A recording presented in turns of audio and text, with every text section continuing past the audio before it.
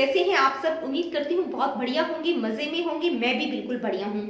जैसा कि आप सभी जानते हैं, हमने केवीएस पेडागोजी से रिलेटेड एक सीरीज स्टार्ट की है जो कि टीजीटी, पीजीटी और पीआरटी सभी पोस्ट के लिए बहुत ही इंपॉर्टेंट है। तो पिछली वीडियो में हमने जो है उसी पेडागोजी सीरीज का एक टॉपिक डिस्कस किया था, डिबेट्स ऑफ डेवलपमेंट। तो उस टॉपिक से रिलेटेड मैं जो इंपॉर्टेंट एमसीक्यू साथ साथ डालती हूँ वो उस वीडियो में मैंने अपलोड नहीं किए थे, क्योंकि वीडियो बहुत लंबा हो रहा था। मैं नहीं चाहती कि आप सब जो है बोर हो जाएं एक साथ इतने पढ़ते पढ़ते। तो आज की इस वीडियो में हम जो है डिबेट्स ऑफ डेवलपमेंट से रिलेटेड जो है एमसीक्यूज डिस्कस करेंगे। तो दोस्तों आज के इस वीडियो में हम डिबेट्स ऑफ डेवलपमेंट से रिलेटेड कुछ इंपॉर्टेंट एमसीक्यूज डिस्कस करेंगे। देखिए पिछली वीडियो में हमने डिबेट्स ऑफ डेवलपमेंट को किया था, क्योंकि वीडियो बहुत ज्यादा लंबा हो रहा था तो इसलिए मैंने एमसीक्यूज साथ नहीं डाले। तो कुछ इंपॉर्टेंट एमसीक्यूज जो कि सिर्फ और सिर्फ डिबेट्स ऑफ डेवलपमेंट से रिलेटेड है उनको आज की इस वीडियो में हम डिस्कस करेंगे। देखिए इन क्वेश्चंस को करने से पहले मैं आप लोगों को बताना चाहूंगी कि आप कुछ पर्टिकुलर क्वेश्चंस पर नहीं जाइएगा। यहाँ पर आप लोगों को इन क्वेश्चन से सिर्फ ये पता चल जाएगा कि आपके पेपर में जो क्वेश्चन है वो किस तरह से पूछा जा सकता है। तो चलिए स्टार्ट करते हैं आज की इस वीडियो को। देखते हैं पहला क्वेश्चन क्या है। देखिए पहला क्वेश्चन है the nature nurture debate refers to. Nature nurture debate किससे रिलेटेड है, यानी कि नेचर और नर्चर डिबेट का क्या मतलब है, या नेचर वर्ड का क्या मतलब है और नर्चर का क्या मतलब है। तो जब मैंने डिबेट्स ऑफ डेवलपमेंट आपको कल ही करवाया है तो आप लोगों को क्लियरली फर्स्ट स्लाइड में ही डिस्क्राइब किया था नेचर का मतलब क्या है, नर्चर का मतलब क्या है। अगर आपने वीडियो देखा होगा तो आप बिल्कुल क्विकली आंसर कर पाएंगे। फर्स्ट ऑप्शन है इन्वायरमेंट एंड अपब्रिंगिंग, नेक्स्ट है genetics and environment, behaviour and environment, environment and biology. तो देखिए आपको क्वेश्चन को देखते ही पता चल चुका होगा कि नेचर और नर्चर का क्या मतलब है। तो यहाँ पर नेचर का क्या मतलब है, हेरिडिटी, ठीक है, जो कि हमारे जीन होते हैं, या हम जेनेटिक्स भी इसको कह सकते हैं। और नर्चर का मतलब क्या है, इन्वायरमेंट, जिसमें हमारी अपब्रिंगिंग होती है। तो यहाँ पर आप ऑप्शन में देख सकते हैं आपका ऑप्शन नंबर बी करेक्ट होगा, जेनेटिक्स एंड इन्वायरमेंट। क्योंकि जो नेचर नर्चर डिबेट है वो किस पर डिपेंड है, हेरिडिटी और इन्वायरमेंट पर। नेचर का मतलब है जेनेटिक्स और नर्चर का मतलब है environment. Let me see what is the next question. Most would agree that people are. देखिए ज्यादातर लोग किस चीज पर एग्री करते हैं कि जो व्यक्ति है वो क्या है, आंसर चॉइसेस, या प्रोडक्ट ऑफ देयर जेनेटिक्स, या सिर्फ जेनेटिक्स का प्रोडक्ट है, या सिर्फ इन्वायरमेंट का प्रोडक्ट है, या आप product of their environment and the traits they were born with, यानी कि या इन्वायरमेंट और हेरिडिटी, ये ट्रेट्स जो बच्चा बाय बर्थ लेकर आता है तो उसको क्या कहते हैं, वो हमारे क्या होते हैं, जीन्स की बात यहाँ पर की गई है, जेनेटिक्स की बात की गई है। तो कल ही मैंने जो नेचर नर्चर डिबेट आप लोगों को डिस्क्राइब किया था तो उसमें बिल्कुल क्लियरली बताया था कि जो बच्चा होता है वो हेरिडिटी और इन्वायरमेंट दोनों का प्रोडक्ट होता है। तो यहाँ पर आपका ऑप्शन नंबर डी करेक्ट होगा। आगे बढ़ते हैं, आइए देखते हैं नेक्स्ट क्वेश्चन क्या है। Which of the following do not reflect continuous change, यानी कि कौन सी एक बात जो है कॉन्टिन्यूस चेंज से रिलेटेड नहीं है। फर्स्ट है development is cumulative, there are qualitative differences across stages, changes are quantitative in nature, development is gradual. तो देखिए यहाँ पर तीन जो बातें बताई गई है वो कॉन्टिन्यूटी से रिलेटेड है, एक नहीं है। तो अगर हम बात करें डेवलपमेंट इज क्यूमुलेटिव तो बिल्कुल ये कॉन्टिन्यूटी से रिलेटेड है। डेवलपमेंट क्यूमुलेटिव होता है, संचित होता है, एक ग्रेजुअल प्रोसेस होता है। तो ये भी आपका फोर्थ ऑप्शन भी बिल्कुल करेक्ट है। There are qualitative difference across stages, तो जहां पर स्टेजेस की बात आ गई वहां पर आप आंख बंद कर टिक कर सकते हैं डिसकॉन्टिन्यूटी को, यानी कि डिसकॉन्टिन्यूस डेवलपमेंट में जो है क्वालिटेटिव चेंजेस और स्टेजेस की बात की गई है। तो आपका ऑप्शन नंबर बी करेक्ट होगा। और दूसरा है चेंजेस आर क्वांटिटेटिव नेचर।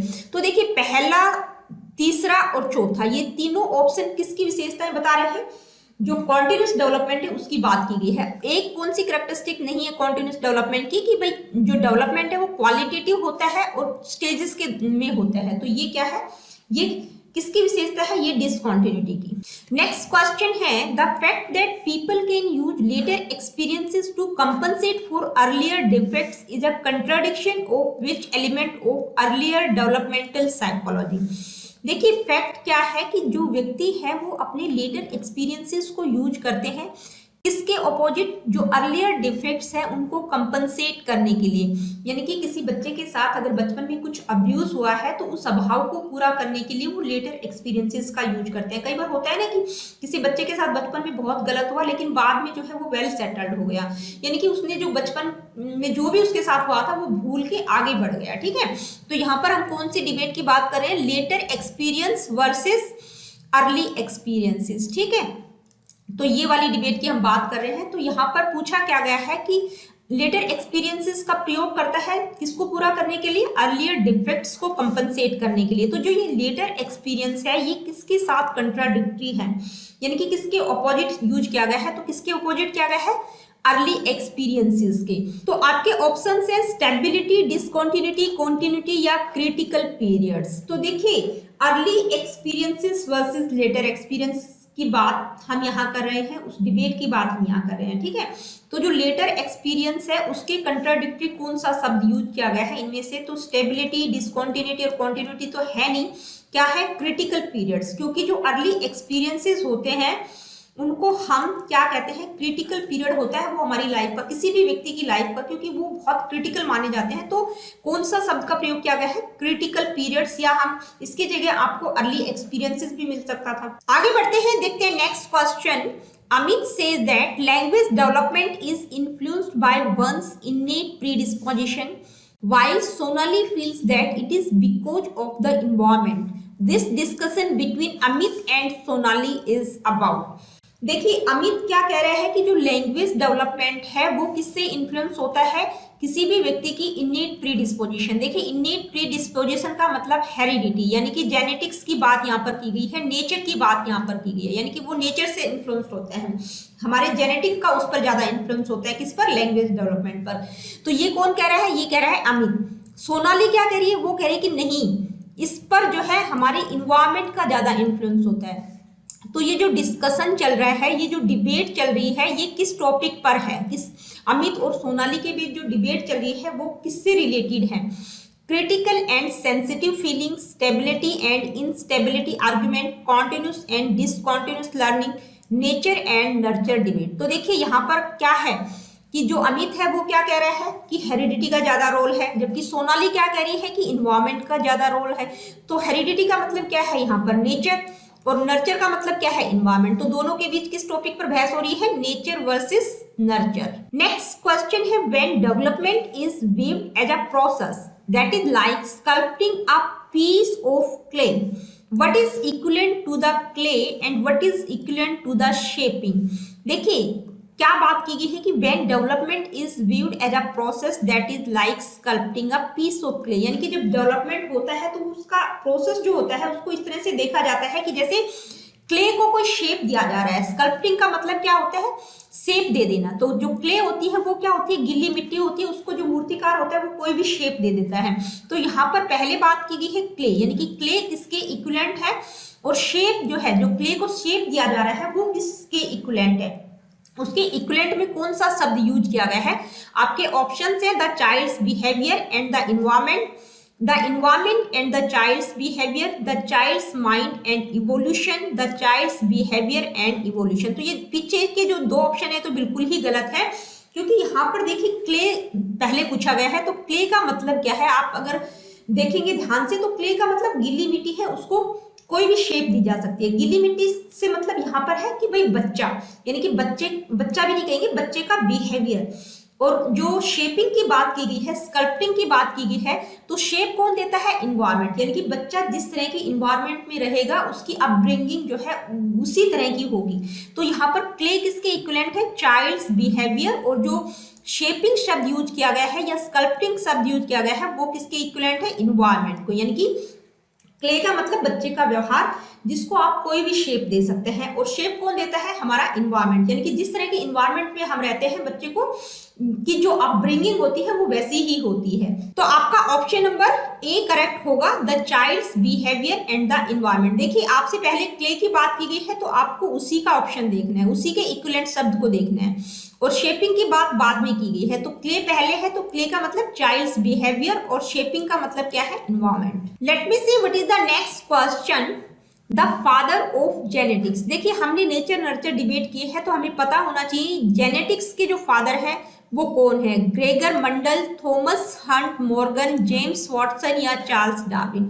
तो जेनेटिक्स का फादर किसको कहा जाता है? ग्रेगर मंडल को, जिन्होंने जो है मटर के दाने पर जो है सबसे पहले एक्सपेरिमेंट किया था। नेक्स्ट क्वेश्चन है which of these factors would contribute towards the nurture side of the nature nurture debate.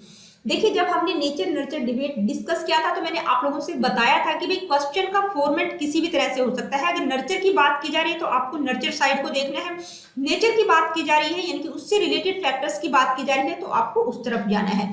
तो ये उसी तरह का क्वेश्चन है। यहाँ पर क्या पूछा गया है, विच ऑफ दीज फैक्टर्स, यानी कि कौन कौन से ऐसे फैक्टर्स हैं जो नर्चर साइड को कंट्रीब्यूट करते हैं, यानी कि नर्चर का जिसमें अहम रोल होता है, किसमें? नेचर नर्चर डिबेट में। फर्स्ट है socio economic status, nutrition, upbringing, all of these. तो देखिए ये जो है तीनों के तीनों factors, socio economic status, nutrition और अपब्रिंगिंग जो है हमारे नर्चर से रिलेटेड है। तो नेचर नर्चर डिबेट में ये तीनों ही फैक्टर्स जो है बिल्कुल नर्चर साइड है। तो आपका ऑप्शन नंबर डी करेक्ट होगा, ऑल ऑफ दीज।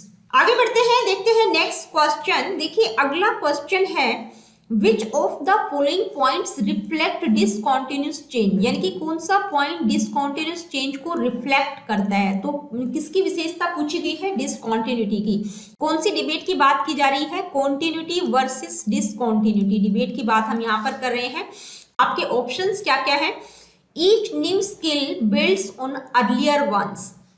नेक्स्ट है development is gradual and cumulative. Development occurs in distinct, abrupt stages. Knowledge is gradually acquired and built upon. तो देखिए डिसकॉन्टिन्यूस और कॉन्टिन्यूस की जो डिबेट हमने की थी तो आपने अगर उसको समझा होगा तो बिल्कुल आप अभी इजीली क्विकली आंसर कर पाएंगे कि डिसकॉन्टिन्यूटी की क्या क्या करैक्टरिस्टिक्स हैं, डिसकॉन्टिन्यूस डेवलपमेंट का प्रोसेस क्या होता है, यानी कि डिसकॉन्टिन्यूटी वाले क्या कहते हैं, कॉन्टिन्यूटी वाले क्या कहते हैं। तो कॉन्टिन्यूटी वाले क्या कहते हैं कि भाई जो डेवलपमेंट है वो ग्रेजुअल है, स्मूथ है, ठीक है। और डिसकंटिन्यूटी वाले क्या कहते हैं कि जो डेवलपमेंट है वो अब्रप्ट है, सडन होता है, स्टेजेस में होता है। तो यहाँ पर आपको कौन सा पॉइंट दिख रहा है जो डिसकंटिन्यूटी की विशेषता बताता है? अब्रप्ट स्टेजेस, यानी कि जो अचानक से स्टेजेस हो जाती है उसकी बात की गई है। तो ये किसकी कैरेक्टरिस्टिक है? डिसकंटिन्यूटी की। तो आपका ऑप्शन नंबर सी करेक्ट होगा, development occurs in distinct abrupt stages. बाकी तीन अगर आप देखेंगे तो ये कॉन्टिन्यूटी की बात यहाँ पे की गई है, ठीक है। डेवलपमेंट ग्रेजुअल कम्युनिटी होता है, नॉलेज जो होती है वो ग्रेजुअली acquired की जाती है। Let me see what is the next question. A 6-year-old girl shows exceptional sporting ability. Both of her parents are sports persons, send her for coaching every day and train her on weekends. Her capabilities are most likely to be the result of an interaction between. देखिए एक 6 साल की बच्ची है, वो sports से related उसमें exceptional abilities है, यानी कि बहुत ही किसी स्पोर्ट में जो है बहुत विशिष्ट है, एक्सेप्शनल है। क्यों है? क्योंकि उसके जो दोनों पेरेंट्स हैं, मदर और फादर, वो क्या थे? वो स्पोर्ट्स पर्सन थे। और मतलब एक तो उसकी हेरिडिटी अच्छी है, यानी कि मदर और फादर, यानी कि जेनेटिकली वो बहुत अच्छी है उस फील्ड में। दूसरा वो क्या कर रहे हैं कि भाई अपनी उस बच्ची को वो कोचिंग के लिए भेजते हैं और वीकेंड पे वो खुद भी ट्रेन करते हैं। तो उसको क्या है? उसको इन्वायरमेंट भी बेहतर मिल रहा है। तो उसकी जो कैपेबिलिटीज है वो किसका इंट्रैक्शन है? Heredity and environment, growth and development, health and training या डिसिप्लिन एंड न्यूट्रिशन। तो देखिए क्योंकि उसके अंदर एक्सेप्शनल क्वालिटीज हैं जेनेटिकली, यानी कि मदर और फादर उसके दोनों ही उस स्पोर्ट्स में बहुत अच्छे थे, तो बच्चे में भी वो क्वालिटीज आ गई है। तो पहली बात किसकी की गई है? हेरिडिटी की। और साथ ही वो उसको कोचिंग भेज रहे हैं ताकि वो उस फील्ड में और अच्छा कर सके, तो इन्वायरमेंट भी उसको बेहतर मिल रहा है। तो यहाँ पर किसकी बात की जा रही है? Heredity and environment. आपका ऑप्शन नंबर ए करेक्ट होगा। आगे बढ़ते हैं, देखते हैं नेक्स्ट क्वेश्चन क्या है।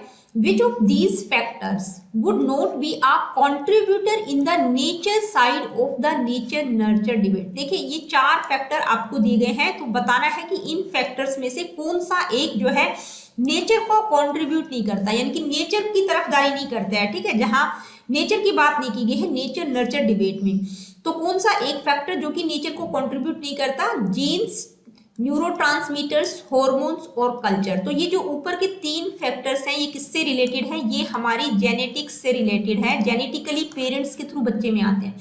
नेक्स्ट है कल्चर। तो कल्चर किससे? रिलेटेड है वो है इन्वायरमेंट से रिलेटेड, क्योंकि जो कल्चर होता है या कल्चर है, सोशो इकोनॉमिक स्टेटस है या अपब्रिंगिंग है, पेरेंटिंग स्टाइल है, ये किसको कंट्रीब्यूट करते हैं? नर्चर को करते हैं। तो आपका ऑप्शन नंबर डी करेक्ट होगा, कल्चर, जो कि नेचर को कंट्रीब्यूट नहीं करता है। Nature nurture debate. Let me see what is the next question. John Locke argued that a child is born as what. देखिए जॉन लॉक एक साइकोलॉजिस्ट हैं, एक बिहेवियरिस्ट हैं, जॉन वॉटसन है, जॉन लॉक है। तो वो कहते हैं कि बच्चा जब पैदा होता है तो क्या होता है, किसके इक्विवेलेंट होता है? The equivalent of an adult genetically predisposed towards attachment containing innate knowledge या तबुला रासा या ब्लैंक स्लेट जिसको कहा गया है। तबुला रासा एक ऐसा शब्द है जिसके लिए उन्होंने ब्लैंक स्लेट शब्द का प्रयोग किया, ठीक है। ब्लैंक स्लेट का मतलब तबुला रासा शब्द उन्होंने यूज किया है बिहेवियरिस्ट ने। तो जॉन लॉक जो है एक बिहेवियरिस्ट है, ठीक है। तो वो किस पर फोकस करते हैं? नर्चर की तरफ हो जाते हैं। उनका क्या मानना है कि भाई बच्चे का जो ब्रेन होता है वो एक ब्लैंक स्लेट की भांति होता है। उसको जिस तरह का इन्वायरमेंट मिलेगा, जिस तरह की नॉलेज एक्सपीरियंसेस हम बच्चे के दिमाग में डालेंगे वो वैसा ही बनेगा।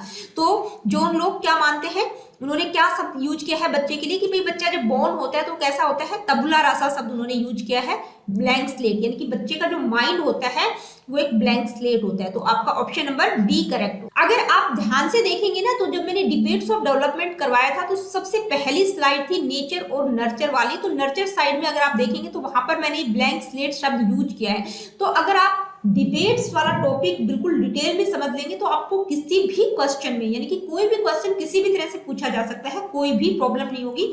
तो ये कुछ क्वेश्चंस थे जो डिबेट से रिलेटेड थे। मैं आप लोगों को सिर्फ फॉर्मेट बताने की कोशिश कर रही थी कि भाई क्वेश्चंस आपसे किस तरह से पूछे जा सकते। तो फ्रेंड्स आज की वीडियो में इतना ही। अगली वीडियो में हम इसी सीरीज का डेवलपमेंटल टास्क एंड चैलेंजेस का टॉपिक डिस्कस करेंगे विद एमसीक्यूज।